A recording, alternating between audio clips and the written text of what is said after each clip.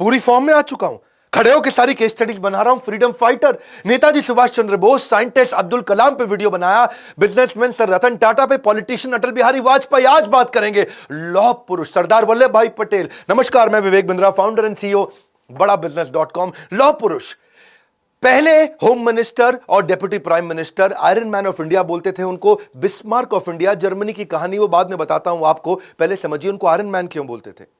छोटी उम्र में एक बार उनको फोड़ा हो गया, फोड़े में भर गई पस, वहां तक बहुत दर्द। डॉक्टर बोला कि इसमें तो थोड़ा जलता हुआ गर्म लोहा डालना पड़ेगा, फोड़ना पड़ेगा फोड़े को। बहुत मुश्किल था वो, डॉक्टर भी घबरा रहा था, माता पिता रिश्तेदार दोस्त बोले नहीं हो पाएगा, नहीं हो पाएगा। छोटी उम्र में सरदार वल्लभ भाई पटेल अपने हाथ से उस गर्म जलते हुए लोहे को लिया और उस फोड़े को फोड़ दिया। एक्चुअली टॉलरेट करने की दर्द को ना बहुत बड़ी एबिलिटी थी उनके अंदर, फियरलेस थे, डरते नहीं थे। विल पावर उनकी बचपन से दिखती थी। आपने कभी सोचा है अगर सरदार वल्लभ भाई पटेल नहीं होते तो देश कैसा होता? अगर आप कश्मीर से कन्याकुमारी या अगरतला से अहमदाबाद तक अगर आपको जाना तो कम से कम 7-8 बार वीजा लेना पड़ता। सोच रहे हो मेरी बात को? अगर नॉर्थ से साउथ की तरफ चल रहे हो, कितनी बार वीजा, कितनी बार परमिशन लेना पड़ता। ये देश नहीं होता, ये कई देशों का एक कॉन्टिनेंट होता है इंडिया। अंग्रेजों ने जहां हिंदुस्तान को टुकड़ों में बांटा था, वहीं सरदार पटेल ने उस खाई को पाटा था। 31 अक्टूबर 1875 नाडियाड गुजरात के अंदर इनका जन्म हुआ। शुरू करते हैं। पिता जावर भाई पटेल किसान और फ्रीडम फाइटर। 1857 के फ्रीडम मूवमेंट में उन्होंने भी बड़ा योगदान दिया था। आर्थिक स्थिति शुरू में कमजोर थी, दोस्तों से किताबें मांग के पढ़ा करते थे। 10वीं क्लास उन्होंने NK high school Petlad Gujarat के अंदर 1897 में पढ़ाई पूरी करी। बाद में उन्होंने लॉ की पढ़ाई करी, सेकंड रैंक लेकर के आए और राइट टू प्रैक्टिस लेके आए। लेकिन लॉयर ऐसे बने जो कि अनडिफीटेबल, उनको हरा नहीं सकता था कोई। शुरू में तो वो गांधी को पसंद नहीं करते थे। जब गांधी गुजरात क्लब आते भी है ना तो वो बोले कि भाई ऐसे संडास साफ करके और ब्रह्मचर्य का व्रत करके देश में आजादी नहीं मिलने वाली। वो लॉयर थे उस समय, बहुत उनको जबरदस्त लॉयर हुआ करते थे। लेकिन 2 साल के बाद जब चंपारण का सत्याग्रह से वो बड़े प्रभावित हुए, उसको देख के से कहते हैं फलेन परचीयते। गांधी के जब उन्होंने फल को देखा वो बड़ा प्रभावित हुए उससे। फलेन परचीयते मतलब फल परिचय कराता है कि जड़ कैसी थी। किसी पेड़ के बारे में जानना हो ना, पेड़ कैसा है, तो फले न परिचित है। उस पेड़ में अगर फल बढ़िया लग रहा है तो मतलब पेड़ ठीक है। गांधी जी से उनकी मुलाकात 2 साल के बाद हुई थी, जब वो बॉम्बे प्रेसिडेंसी पॉलिटिकल कॉन्फ्रेंस में आए थे अहमदाबाद के अंदर 1917 में। और वहां पे गांधी जी से बड़े प्रभावित हुए कि उन्होंने resolution of loyalty to the British king, एक ऐसा डॉक्यूमेंट था रेजोल्यूशन ऑफ लॉयल्टी, यानी कि हमारे को बड़ा वफादार होना पड़ेगा ब्रिटिश राजा के लिए। लॉयल्टी का रेजोल्यूशन, ताकि कसम खाओ सबके सब कर्मणा मनसा वाचा, आप सबके सब समर्पित हो अंग्रेजों को। तो उन्होंने, गांधी जी ने फाड़ दिया उसको। ये बड़े प्रभावित हुए उनसे। तब उन्होंने वहां से अपना कोट वोट फेंका फाड़ करके और बिल्कुल आग वाग लगा दी। मातृभाषा का प्रयोग करना शुरू किया। बोले पैसा तो बहुत कमा सकता हूं पर आजादी नहीं दिला पाऊंगा। उस दिन से धोती कुर्ता उन्होंने पहन लिया। फिर कई साल उन्होंने गांधी को सहयोग तो किया, पर 1928 में वो मौका आया जब वो एक्चुअल लीडर बन के निकले।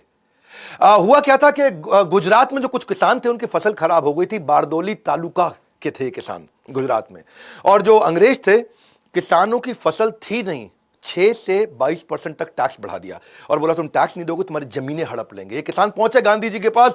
गांधी जी बिजी थे, उन्होंने पहली बार सरदार पटेल को भेजा। तब तक वो सरदार नहीं थे, जब तक वो वल्लभ भाई पटेल हुआ करते थे। तो पटेल गए वहां, जाके उन्होंने पता किया कि भाई चक्कर क्या है, ये सारी की सारी जमीनें हड़प लेंगे अंग्रेज। तो पटेल ने एक आइडिया लगाया। क्या बोले कि मैं कुछ गुप्तचर बनाता हूं और ये पता लगाता हूं कि ये कौन से किसान की आज जमीन हड़पने वाले हैं अंग्रेज लोग। और इनको नियम मालूम था लॉयर होने के कारण कि या तो अंगूठा लगाएगा तब जमीन अंग्रेजों के नाम पे होगी, या साइन करेगा तब जमीन अंग्रेजों के नाम पे होगी। तो गुप्तचर से पता लगवाया कि आज कौन से किसान का घर नीलाम होने वाला है। और जैसे ही उसका पता लग जाता है कि भाई आज इस पटेल का घर नीलाम होगा, तो उसको पहले ही गायब कर देते थे। अब जब किसान गायब, अंग्रेज ढूंढे, भाई ये किसान किधर गया, ये किसान किधर गया। अंग्रेज हो गए परेशान। अब जिसका घर नीलाम करना हो वो किसान गायब हो जाए, जिसका घर नीलाम। इनके अपने गुप्तचर थे, ये पता लगा लेते थे कि आज अंग्रेज किसके घर जाएंगे। इतनी इनकी इंटेलिजेंस, सारे के सारे किसानों को एक एक करके गायब कराते थे, 2 महीने बाद वापस ले आते थे। अंग्रेज परेशान हो गए, भाई ना तो उनको मिल रहा टैक्स, ना उनको मिल रही जमीन। वो घबरा के उन्होंने माफी मांग ली। उन्होंने कहा कि भाई ठीक है 22% से वापस 6% ले आते हैं, कम से कम टैक्स तो मिलेगा। बारदोली की औरतें बहुत खुश हुई। वो बोली कि अब आज से आप केवल वल्लभ भाई पटेल नहीं, आज से आप सरदार वल्लभ भाई पटेल हैं। सरदार मतलब चीफ और लीडर ऑफ अ कम्युनिटी। किससे तो बहुत हो सकते हैं सरदार पटेल के, पर वो पहले प्रधानमंत्री क्यों नहीं बने। वहां से शुरू करते हैं। ये डिफाइनिंग मोमेंट है जिससे आपको उनका कैरेक्टर पता चलता है। बात 1946 की है। अंग्रेज वर्ल्ड वॉर 2 के बाद कमजोर पड़ चुके थे। आप जानते थे ना, सुभाष चंद्र बोस जी जो करके गए, पिछला वीडियो तो आपने देखा है। अब अंग्रेजों ने डिसाइड कर लिया कि अब भारत को देने वाले हैं शासन वापस और हम चलेंगे अपने घर की तरफ। अब उसके लिए एक इंटरनल वर्किंग कमेटी कांग्रेस की बना ली गई और यह डिसाइड हुआ कि इस बार जो 1946 में अध्यक्ष चुना जाएगा वो पहले इंडिपेंडेंट कंट्री इंडिया का पहला प्राइम मिनिस्टर वही बनेगा। तो नया अध्यक्ष चुनना था। वर्किंग कमेटी में गांधी जी ने बोला चलो वोटिंग करा लेते हैं। वोटिंग कराया तो रूल यही है कि प्रांतीय कमेटी जितनी होती थी पूरे इंडिया में, जो अलग अलग रीजन से, अलग अलग स्टेट से, सब लोगों को चुनना था कि भाई वर्किंग कमेटी में आप किसको डिसाइड करोगे। तो वर्किंग कमेटी में गांधी, नेहरू, सरदार पटेल, आचार्य कृपलानी, राजेंद्र प्रसाद, खान अब्दुल गफ्फार खान, ये सब हुआ करते थे। और सारी प्रांतीय कमेटियों ने जब अपने अपने वोट दिए तो उस दिन वर्किंग कमेटी की मीटिंग जहां बैठी और वहां सब खोल के चेक किया गया तो कृपलानी हैरान हो गए और उन्होंने कहा कि एक्चुअली नेहरू के नाम पे किसी ने वोट नहीं किया पूरे देश में। 15 में से 12 लोगों ने सरदार पटेल के नाम पे किया, 2 लोगों ने कृपलानी के नाम पे किया और 15वें का पता ही नहीं चला। अब इसमें जब गांधी ने देखा कि भाई सारे के सारे सरदार पटेल को एक्चुअली वोट इसलिए करते थे क्योंकि उनकी ऑपरेशनल कैपेबिलिटी अच्छी थी, पूरे देश में उनका एक्सेप्टेंस था, सारे के सारे देश के लीडर्स उनको बड़ा मानते थे। अब वर्किंग कमेटी ने कहा कि ठीक है, प्रांतीय कमेटी ने जो किया, गांधी जी आपका क्या विचार है। गांधी जी ने वहीं पर तुरंत नेहरू से पूछा कि मैं नेहरू, तुम्हारे लिए किसी ने वोट नहीं किया, सबने सरदार पटेल के लिए वोट किया है, तुम्हारा क्या विचार है।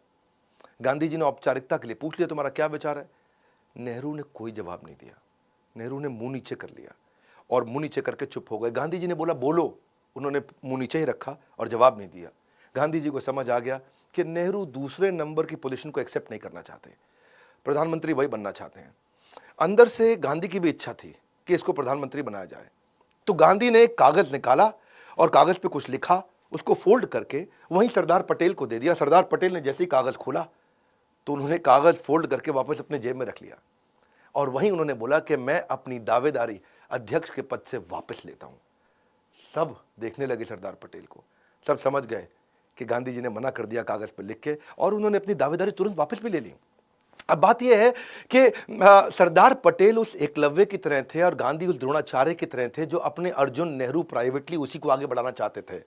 और नेहरू क्योंकि अध्यक्ष बनना चाहते थे, बाद में जब यह डिसाइड हो गया कि यही प्राइम मिनिस्टर बनेंगे आगे चल के, तो कुछ पत्रकारों ने आकर के पूछा भी गांधी से कि जब पूरा देश चाहता था कि सरदार पटेल को ही प्रधानमंत्री बनाया जाए, उन्हीं को अध्यक्ष बनाया जाए ताकि वो प्रधानमंत्री बने, क्या आपको विश्वास नहीं था सरदार पटेल की कैपेबिलिटीज पे। गांधी बोले नहीं, विश्वास तो पूरा है, लेकिन दूसरे नंबर का पोजीशन नेहरू एक्सेप्ट नहीं करते। तो बोले कोई बात नहीं, पूरा देश तो सरदार पटेल को चाहता था। बोले सरदार पटेल तो मेरी बात मान जाते हैं ना, नेहरू मानता नहीं। और नेहरू जो है ना, उसके साथ दिक्कत यह, अगर वो नहीं मानता और वो कांग्रेस तोड़ देता तो अंग्रेज उसका बड़ा फायदा उठा लेते। Nehru is the only English man, Nehru ही एक अकेला इंग्लिश मैन है हमारे देश के अंदर जो जाके अंग्रेजों के साथ बातचीत कर लेगा। वो अपना बढ़िया सफारी सूट पहन के, हाथ में पाइप लेके, यहाँ गुलाब का फूल टांग के आगे चलेंगे। एक्चुअली पहले भी 1929 में, 1936 में, 1939 में भी गांधी ने सरदार पटेल को पीछे किया था। तेजस्वी मान अपना खोजते नहीं है, अपनी पैरवी बतलाकर पाते हैं जग में सम्मान, प्रचंड कर्म दिखलाकर। ऐसे थे सेल्फलेस और निस्वार्थ सरदार पटेल। पार्टीशन के समय में माउंटबेटन ने डिसाइड किया कि एक कमेटी बनाते हैं और डिसाइड करते हैं। देखो, ये पार्टीशन जो था ना, ये एक ऐसा स्टार्टअप का डीमर्जर हो रहा था, एक तरह से समझो। 2 नए देश बनने वाले थे और जैसे समझो जब हीरो और होंडा अलग हुए तो डिसाइड करना था कि भाई हीरो के पास क्या जाएगा, होंडा के पास क्या जाएगा। वो डीमर्जर हो रहा है। मैन पावर किसके पास जाएगी, कैश इन सरप्लस किसके पास जाएगा, रिजर्व्स किसके पास जाएंगे, लायबिलिटी किसके पास आएगी, प्लांट किसके पास जाएगा, मशीनरी किसके पास जाएगी, जमीनें किसके पास जाएंगी। ऐसे ही माउंटबेटन ने डिसाइड करना था कि मेरे को यहाँ से भारत की तरफ से और पाकिस्तान की तरफ से, दोनों की तरफ से मुझको एक एक लीडर चाहिए इस मीटिंग में जो नेगोशिएट करेगा। पाकिस्तान की तरफ से मोहम्मद अली जिन्ना खुद ही सामने आ गए और मोहम्मद अली जिन्ना छोटी छोटी चीज़ों पे बहुत तंग करते थे। दकियानूसी, रूढ़ीवादी, गांव की चिड़चिड़ी, हर बात पर बहस करने वाली सास की तरह थे। और नेहरू जानते थे कि इतना नेगोशिएट हमारी तरफ से तो खाली सरदार पटेल कर सकते हैं, तो उन्होंने सरदार पटेल को आगे कर दिया। अब हर एक चीज़ पे बहस होने लगी। वो 3 महीने बड़े अजीबोगरीब गए। उन 3 महीनों में पाकिस्तान को उन्होंने बोला कि भाई तुमको आधा आधा कुछ नहीं देंगे, हर चीज का लगभग 80% हमको मिलेगा, 20% तुमको मिलेगा। तुम्हारा क्षेत्रफल भी छोटा है, तुम्हारी पॉपुलेशन भी कम है। और पाकिस्तान को अगर तुम्हें हम इतनी सारी फैसिलिटी दे रहे हैं तो हमारे कर्जे को भी तुम्हारे को अपने ऊपर लेना पड़ेगा। तो ये थे सरदार पटेल, जिन्होंने बड़ा अच्छा नेगोशिएशन कराया कि भाई कैश में सोना चांदी, डाक की टिकटें, पोस्टल रेवेन्यू स्टैंप, ये सब कैसे डिवाइड किए जाएंगे। 400 करोड़ रुपया उस समय भारत के पास हुआ करता था। तो जिन्ना ने बोला कि भाई आधा आधा कर दो, 200 तुम रखो 200 हम रखेंगे। सरदार पटेल बोले नहीं, तुमको 75 करोड़ ही मिलेंगे, क्योंकि तुम्हारी जनसंख्या और खर्च दोनों ही कम है हमसे, तो उसमें से 20 करोड़ तुमको अभी दे देंगे, 55 करोड़ बाद में दे देंगे। जिन्ना चालाक थे, एक मौका भी नहीं छोड़ना चाहते थे। बोले मुझको करेंसी प्रिंटिंग मशीन भी दे दो। सरदार पटेल बोले अपना देश बना रहे हो, हर चीज मांगोगे क्या, भिखारी हो, अपनी प्रिंटिंग मशीन खुद ही बना लो वहां पे जाकर के, तब तक जितने नोट चाहिए हमसे ले जाना, काम चला लेना। जिन्ना बोले कोई बात नहीं, चलो आईबी दे दो, अपना इंटेलिजेंस ब्यूरो मेरे को दे दो, उसको भी आधा आधा डिवाइड करेंगे। सरदार पटेल बोले भैया ऐसा है, सुनो, देश का बंटवारा हो रहा है, राज का, हमारे सीक्रेट्स का बंटवारा नहीं हो रहा। क्योंकि जानते थे सरदार पटेल, अगर इंटेलिजेंस ब्यूरो उनको दे देंगे तो ये सारे हमारे इंटेलिजेंस ब्यूरो के राज लेकर के फिर हमको नुकसान करेंगे। माउंट बेटन जो थे वो बोले मेरे पास 2 गाड़ियां हैं, चलो उनको भी रख लो। एक गाड़ी सोने की थी, एक चांदी की थी। तो जिन्ना जो है अपना लाठी घुमाते हुए जा करके सोने की गाड़ी का दरवाजा खोले, उसमें जाके बैठ गए, सोने वाली तो हम ही लेंगे। सरदार पटेल देखिए यार, ये आदमी तो हर चीज में चिढ़ेगा। सरदार पटेल ने बोला नहीं देते तुमको, एक काम करो, चलो टॉस करो, सिक्का उछाल लो, हेड टेल, देखते हैं किसके हाथ में सोने की आती है चांदी की आती है। माउंट बैटन ने सिक्का उछाला और बोला हेड टेल। सरदार पटेल ने बोला हेड, तो वो जीत गए। सोने की गाड़ी भारत को मिल गई, चांदी की उनको मिल गई, भाई पाकिस्तान को। सरदार पटेल जिन्ना को समझ चुके थे। जिन्ना ने बंटवारे के बाद भी तंग किया। सरदार पटेल उनको एक साथ पैसा भी इसलिए नहीं दे रहे थे कि इनको एक बार में पैसा दूंगा तो ये बाद में मुझको तंग करेगा। तो 75 करोड़ में से खाली 20 ही दिया था। गांधी जी बोले बाकी पैसा उनको दे दो। बंटवारे के बाद उन्होंने देखा कि जब जिन्ना दोबारा से आतंकवाद की सारी हरकतें उन्होंने शुरू कर दी, सरदार पटेल ने बोला अब तो पैसा नहीं दूंगा। गांधी जी बोले ठीक है, मैं अनशन कर लेता हूं। सरदार पटेल समझ रहे थे, गांधी जी बात बात पे अनशन कर रहे थे। वो उनके जाके चरण भी छूते, नहीं नहीं गांधी जी माफ करिए, मैं दे दूंगा, ये हमको भी तंग करेंगे। और सरदार पटेल सरदार भी थे, एकदम बहुत मजबूत भी थे। तो वो एक ऐसे व्यक्ति थे जो सारे माहौल के हिसाब से काम करते थे। कलकत्ता में इन्होंने दोबारा दिक्कतें करी, 5000 लोग वहां मारे गए, हिंदू मुसलमान के झगड़े हो रहे हैं। 7 सितंबर 1947 को उन्होंने एक आदेश दे दिया, दंगाइये को देखते गोली मार दो। हाँ, यहां पे लाहौर को, मैं दिल्ली को एक और लाहौर नहीं बनने दूंगा, क्योंकि वो मानते थे कि एकता ही देश की तकदीर है, और जिसमें एकता नहीं है वो देश तो फकीर है। हजरत निजामुद्दीन में सारे मुसलमानों को जब दिक्कत आई, सरदार पटेल वहां पहुंच गए, बोले सारे मुसलमानों की रक्षा मैं करूंगा। भाई जो हमारे देश को मुसलमान वफादार नहीं हो, भले ही पाकिस्तान चला जाए, पर जो हमारे देश में रहेगा उसकी रक्षा मैं करूंगा। उन दिनों जिस समय जब ट्रेन पाकिस्तान से इंडिया आती थी तो उसमें हिंदुओं की लाशें होती थी, तो उन्होंने अमृतसर से मुसलमानों की लाशें भेजनी शुरू करी। तो सरदार पटेल खुद अमृतसर पहुंच गए कि ये तो वो शहर है जहां हिंदू और सिख और मुसलमानों के खून को जलियांवाला बाग से रंगा गया था। भाई सारे सिखों को ध्यान रखना पड़ेगा। और जाकर के उन्होंने वहां भी बोला कि भाई मुसलमानों को अब नहीं मारेंगे। समूहम सर्वभूतेषु, सरदार पटेल ऐसे व्यक्ति थे जो मुसलमान और हिंदुओं सबकी रक्षा करना चाहते थे। बेसिकली इनके कॉन्ट्रीब्यूशन में जो हिस्सा था ना, वो जो 565 रियासतें इन्होंने जोड़ी, सबको जोड़ करके भारत को अखंड बनाया, जो नेगोशिएशंस किए, वो सरदार पटेल का बहुत बड़ा कंट्रीब्यूशन था। ये साम दाम दंड भेद तीनों चारों किया करते थे। बातचीत की नीति हो गया, साम दाम, भाई बातचीत करके 561 रियासतें इन्होंने साथ में कंट्रोल कर ली। जो नहीं माना जूनागढ़, तो वहां जाके भेद कर दिया जूनागढ़ के अंदर। जो बिल्कुल नहीं माना जैसे कि हैदराबाद, वहां जाके उनको दंड दिया। ऐसे व्यक्ति थे सरदार पटेल के, डसते नहीं थे, फन दिखा के डरा देते थे। जोधपुर जूनागढ़ में बड़ी दिक्कत आई। जोधपुर के राजा थे, वो सारी 22 की 22 रियासतें पूरे राजस्थान की, ग्रेटर राजस्थान की, वो जोधपुर से इन्फ्लुएंस थी, क्योंकि जोधपुर बहुत बड़ा था। और वहां के जो राजा हनवंत सिंह थे, 1947 में वो धौलपुर के महाराज नवाब की मदद से, जो भोपाल वाले थे, उनकी मदद से जाके जिन्ना से मिले और जिन्ना के साथ उन्होंने नेगोशिएशन कर लिया। और जिन्ना ने उनको कन्विंस कर लिया कि भाई तुम, मैं कोरे कागज पे साइन करके दे देता हूं, तुमको महाराज हनवंत सिंह ऑफ जोधपुर जो तुमको चाहिए मुझसे ले लो। और डिसीजन ये हो गया कि कराची का बंदरगाह की सुविधा दे देंगे आपको, रेलवे के आने जाने की सुविधा दे देंगे, अनाज और शस्त्रों के इंपोर्ट एक्सपोर्ट की पूरी सुविधा दे देंगे। तो इनको इतना कंफर्ट आ गया, बोले हम तो जा रहे हैं पाकिस्तान में। और जोधपुर के इन्फ्लुएंस के चक्कर में राजस्थान की जो बाकी 21 रियासतें थी, वो भी जोधपुर के पीछे पीछे चलती थी। उन्होंने भारत के साथ जुड़ने को मना कर दिया। सरदार पटेल के लिए बहुत दिक्कत आ गई। सरदार पटेल ने जो वीपी मेनन, ये वीपी मेनन पे एक वीडियो बनाना बनता है, बहुत जबरदस्त आदमी थे उनके टाइम के। उन्होंने उसको भेजा कि जाओ भैया तुम जोधपुर के महाराज से जाके मिलो और उनको बोलो इंस्ट्रूमेंट ऑफ एक्सेशन पर साइन कर दो, तुम भारत के साथ ही रहने वाले हो। जाके वहां वीपी मेनन पहुंचे तो जोधपुर के महाराजा ने रिवॉल्वर लगा दी उसके गले पे, बोला तुझको तो खत्म कर दूंगा। बेचारा वीपी मेनन वापस आया, समझ में आया इनको कि भाई सरदार पटेल को सुनने नहीं वाला।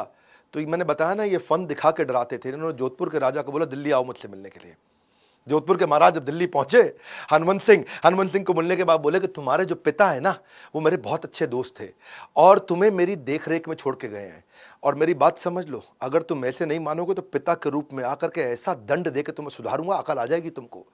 और उनको, क्योंकि ना इनको मालूम था कि जैसलमेर, बीकानेर, ये सब कोई साथ में नहीं आया और ये पाक के साथ जाके मिल गया। अगर पाकिस्तान के साथ और राजस्थान पाकिस्तान के पास चला जाता तो पूरा राजस्थान मिला के पाकिस्तान दिल्ली के नजदीक आता। और किसी देश की राजधानी अगर बाजू वाले देश के बिल्कुल नजदीक हो तो देश की राजधानी पर खतरा बढ़ जाता है। तो इन्होंने उनको समझाया जोधपुर के राजा को, भाई मेरी बात सुन, तेरे जो जनता है ना वो तेरा साथ नहीं देगी, सारी जनता तेरी हिंदू है और पाकिस्तान के साथ जबरदस्ती जोड़ा तो जनता समेत मैं तेरे खिलाफ खड़ा हो जाऊंगा, खत्म कर दूंगा। तो नतीजा बाद में यही निकला कि इन्होंने साइन कर दिया, बोला ठीक है जी सरदार पटेल जी माफी मांगता हूं, सारी 21 रियासतें इनके साथ वापस आ गई। इधर पूरा राजस्थान कंट्रोल में आया, लेकिन गुजरात का जूनागढ़, वहां हो गई दिक्कत, क्योंकि जूनागढ़ में पॉपुलेशन तो हिंदू की थी, राजा मुसलमान था। वो बोला हम पाकिस्तान से मिलेंगे। बिना लड़े सरदार पटेल ने वीपी मेनन को फिर बोला, जाओ भैया जूनागढ़ पहुंच जाओ, इस बार मैं लड़ूंगा नहीं। बिना लड़े कैसे करेंगे, इसे बोलते हैं कूटनीति। बोला राजा से मत मिलना, जागीरदारों से मिलो। ऊपर राजा है, नीचे जागीरदार है छोटे छोटे, उनसे जाके मिलो, उनको जाके भड़का दो और जाकर के क्या बोलो, उनको बोलो कि तुम्हारा मुस्लिम नवाब मुस्लिम मुल्क के चंगुल में तुम सबको फंसवा देगा। तुम सारे हिंदू हो, तुम्हारा नवाब मुसलमान, वो देश मुसलमान, तुम सब फंस जाओगे। जैसे ही ये बोला तो वहां विद्रोह चालू हो गया। सारे जागीरदार राजा को बोलने लगे, मुस्लिम नवाब को, वहां पे हम नहीं जाएंगे पाकिस्तान में। और बिना लड़े इन्होंने क्या बोला कूटनीति से, चलो वोटिंग करा लो। जब वोटिंग कराया गया 1948 के अंदर जूनागढ़ में, तो इंडिया के लिए उनसे पूछा किसको वोट दोगे, इंडिया में रहोगे कि पाकिस्तान में रहोगे। तो 1,19,000 लोगों ने भारत के लिए वोट किया, केवल 91 लोगों ने पाकिस्तान के लिए वोट किया। यहां से जूनागढ़ वापस आया। हैदराबाद में ज्यादा दिक्कत थी क्योंकि हैदराबाद बड़ा बहुत था, वो इतना बड़ा था, आज का हैदराबाद नहीं है, आंध्र प्रदेश, तेलंगाना, कर्नाटका, मध्य प्रदेश, छत्तीसगढ़ के काफी इलाके हैदराबाद में आते थे। हैदराबाद भारत देश का पेट था, पेट का बन चुका था कैंसर। और जो वो हैदराबाद के निजाम का सलाहकार था वो बहुत पागल आदमी कासिम रिजवी, उसके साथ दिक्कत। 12 जून 1947 को भारत आजाद हुआ नहीं, उसने पहले ही अपने आप को घोषित कर दिया हम आजाद हो चुके हैं। अब कितना सरदार पटेल उनको समझाए, ये उल्टा धमकी दे दे। ये बोले हम सबसे अमीर हैं, सबसे शक्तिशाली हैं, वास्तव में शक्तिशाली थे और हमारे पे कोई कब्जा कर नहीं पाएगा और भारत तुम्हारी क्या औकात, हम सेपरेट देश हो चुके हैं। अच्छा, पटेल युद्ध करना नहीं चाहते थे क्योंकि वैसे ही इंडिया पाकिस्तान का बहुत जरा टसल चल ही रहा था। और ये लेकिन हैदराबाद वाले मान नहीं रहे। इन्होंने पाकिस्तान को 20 करोड़ रुपया उधार दे दिया, पाकिस्तान को और एम्पावर किए जा रहे थे और ताकि पाकिस्तान कश्मीर में लड़ने के लिए भारत के खिलाफ हथियार खरीद सके। हिंदुओं का बलात्कार कर रहे, हत्या कर रहे, लूटपाट कर रहे।